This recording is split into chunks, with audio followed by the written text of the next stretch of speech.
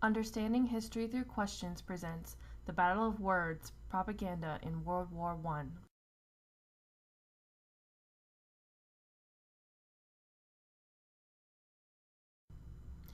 Introduction. World War I was pivotal in the history of propaganda as production transitioned from civilian to government. This role change was largely a result of the German and British governments' recognition of the power of propaganda to defame their enemies, and that the public relations war was just as critical as a conflict as the Western Front. The following questions will guide us through our journey of exploring propaganda's role in World War I. What is propaganda? Who produced propaganda during World War I? What types of propaganda were produced during World War I? Why was propaganda used during World War I? How did propaganda impact both military and civilian morale? And how did propaganda impact the outcome of the war? Well, what is propaganda? What is propaganda? Let's begin by defining it. Propaganda is any statement, whether true or false, used to promulgate one's ideas or beliefs with the intent of denigrating the ideas or beliefs of another. Propaganda may also include a kernel of truth mixed in with half-truths, exaggerations, distortions, and outright lies and misinformation. For example, we are lovers of democracy fighting against German militarism. Using the above definitions, can you find the elements of propaganda in the above statement?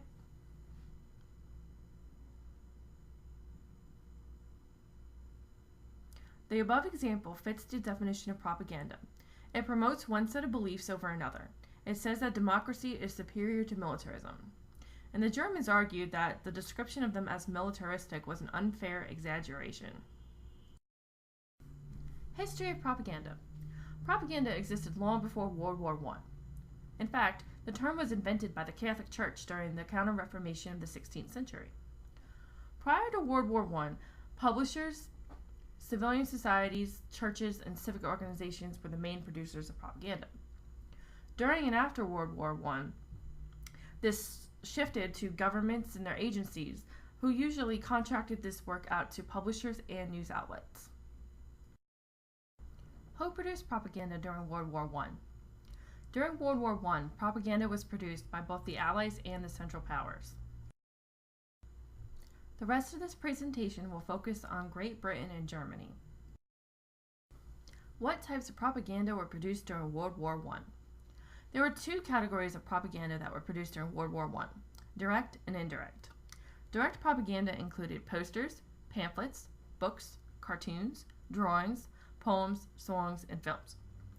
Indirect propaganda was much more subtle, and it included censorship, news management, and social engineering.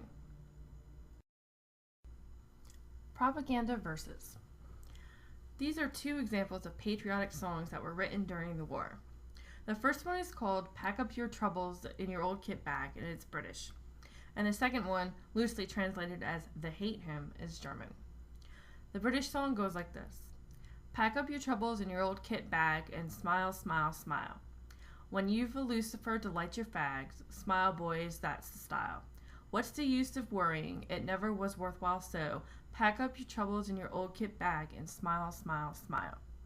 Just a side note, a Lucifer is a match and fag is British slang for cigarette. And the German Hymn of Hate by Ernst Lissauer goes like this. French and Russians, they matter not, a blow for a blow and a shot for a shot. We love them not, we hate them not. We hold the Vistula and the Vosges Gate.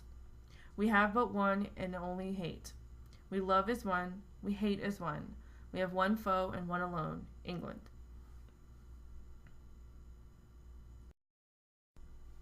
Did you notice the difference in the tone of these two songs?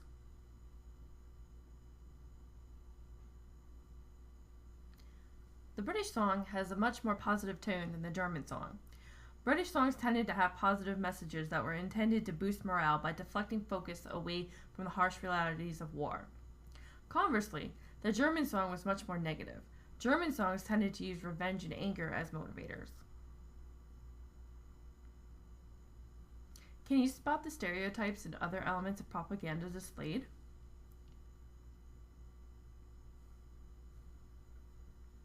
The British song uses social engineering to try to influence positive thinking. Ironically, the German song reinforces the stereotype that Germans are fearsome, vengeful brutes. It also subtly uses the bandwagon effect when it says, "We love as one, we hate as one." Historian Alice Goldfarb-Markey defines 8 different types of propaganda and gives some examples of each. 1. Stereotypes, such as bull-necked Prussian officers. 2.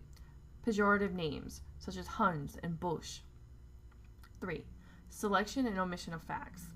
Evacuations are called rectifications of the line, and retreats and defeats are often unmentioned. 4. Atrocity stories, such as the infamous Belgian nuns raped and hands of babies severed. 5. Slogans, war to end wars.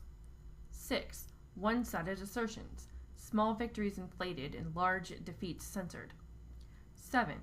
Pinpointing the enemy, German militarists. And 8. The bandwagon effect, all patriotic people join the army. What stereotypes did each side propagate against the other? Both the British and the Germans used stereotypes to vilify and caricature the other. The British depicted the Germans as Huns or barbarians, as culturally inferior. Prussian officers were depicted as lazy and overweight.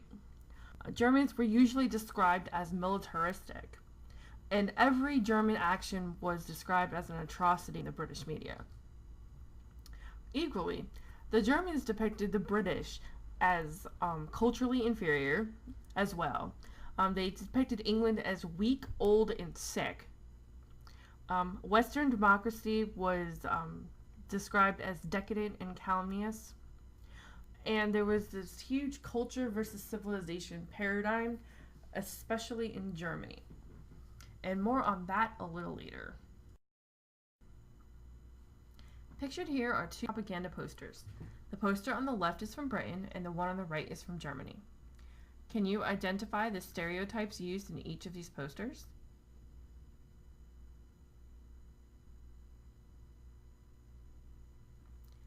The British poster depicts a German soldier as a fearsome monster with green eyes and a bloody sword and blood on his hands.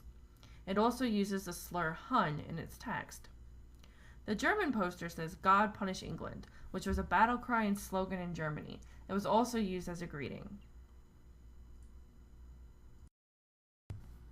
Culture versus civilization. World War I was a war against cultures. To the British and Germans, it was a war between culture and civilization. The British prized civilization and the Germans prized culture. To the Germans, civilization was sterile and mechanical progress, while culture was aesthetic progress, as in, it's useful and it looks good. This matrix diagram illustrates the culture versus civilization paradigm. Why was propaganda used during World War I? Propaganda was used during World War I for many reasons, but the main reason was to influence actions. This included conservation of valuable war commodities such as food and fuel, military recruitment, and to raise money for the war effort through Liberty loans. Persuasion was secondary to action. Equally, Britain and Germany produced propaganda to boost their morale and to break the morale of the enemy.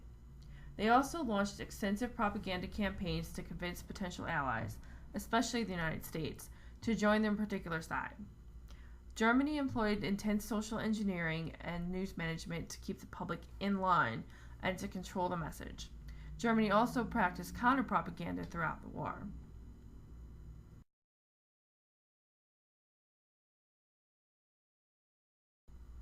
So how exactly did all this propaganda impact both military and civilian morale? Attempting to prove the effect of all this propaganda is actually very difficult to do. Propaganda's effects can be difficult to ascertain because exposure to it is a subjective experience. The effects are both conscious and unconscious. Conclusion. While propaganda has always existed, it gained its modern usage and connotation during World War I. World War I represented a transition from civilian to government production of propaganda. Looking at the propaganda of both the British and the Germans gives an insight into how each side viewed the other. Instead of focusing on proving the effects of propaganda, a better question to ask is, was all of this propaganda actually necessary?